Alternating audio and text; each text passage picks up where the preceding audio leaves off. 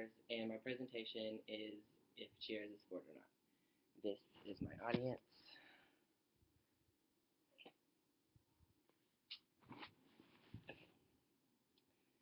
So I'm going to start off by saying that sport is technically an activity that causes physical exertion and skill which an individual or team competes against another or others for entertainment. So with that being said, I'm going to go over the difference in All-Star and school cheer, and then I'm going to kind of explain on why school cheer isn't really a sport, but All-Star is. But this attains to my audience because most people just categorize sports but don't really go into depth on like the true behind the scenes, what goes on kind of thing. So first, the difference in school and All-Star is, as you can tell right here, that in school cheer you're mainly supposed to chat games, so basketball, football, whatever, and you don't really do anything hard stunt wise. Some schools do compete, but that's very rarely. In All Star, you have to have a big pyramid at the bottom or a lot of stunts going up at the top. So it's more like practicing, it's more physical than anything else.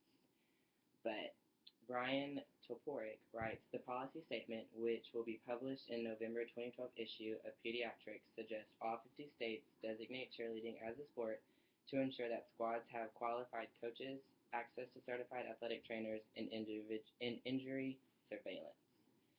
So,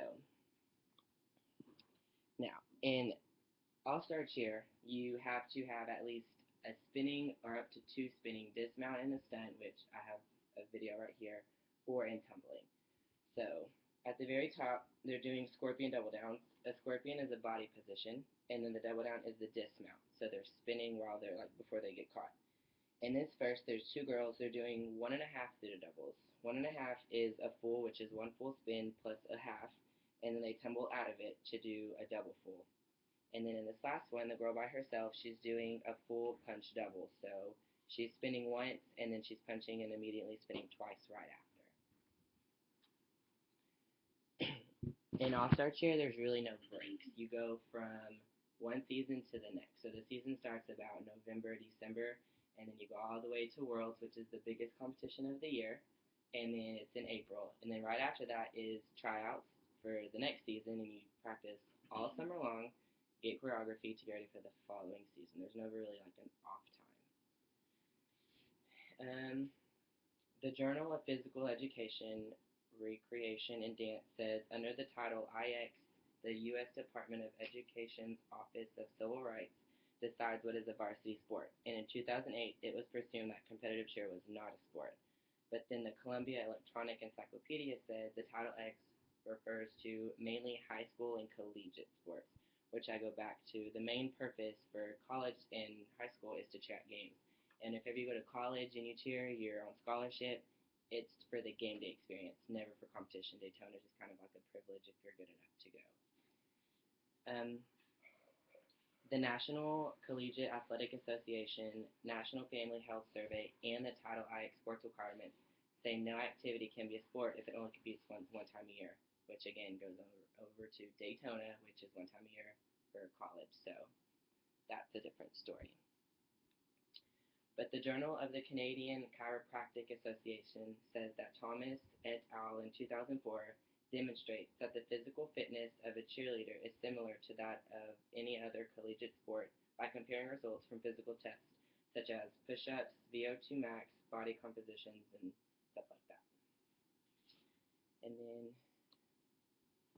right here, it says cheerleaders fly high, and so do their risks.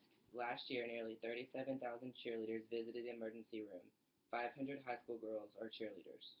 500,000 high school girls are cheerleaders. And then right here, as you can tell in this chart, it says cheerleading-related visits is in the white. And then in 1995, it was above 15,000, and then in 2004, it was above 25,000. And then it's compared to ecstasy-related ER visits. And everything is really low. So in 1995 there was less than 1,000, and then in 2004 there was less than 10,000, or yeah, less than 10,000. So obviously cheer has a higher rate of going to the ER than any other. So Mr. Walters writes in the Journal of the American Association of Nurse Practitioners, cheer has grown 50% since 2004. Over the past 28 years, National Center for Catastrophic Sports Injury Research states that 66.5% of catastrophic injuries have been cheer related. And then at Worlds, which is the biggest competition of the season, it is in April. It's in Daytona at the end of the season. This past year, there was a total of 5 broken legs, 4 broken ankles, 3 broken legs, 2 broken arms and wrists, 1 dislocated knee, and then 1 broken neck, which is the most of like in the history of that competition. But everyone's entitled to their own opinion when it comes to cheer, but no one wants to ever like go behind the scenes and see what All Star really does because they just assume it's just pom poms and glitz and glamour when it's really not. It's a year-round event that has a lot of injury, has a lot of dedication. We practice it day in and day out.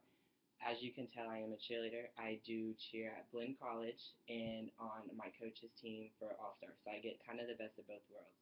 But I do agree that school cheer is not a sport, but All Star cheer is a sport. But thank you for watching, and this is my audience.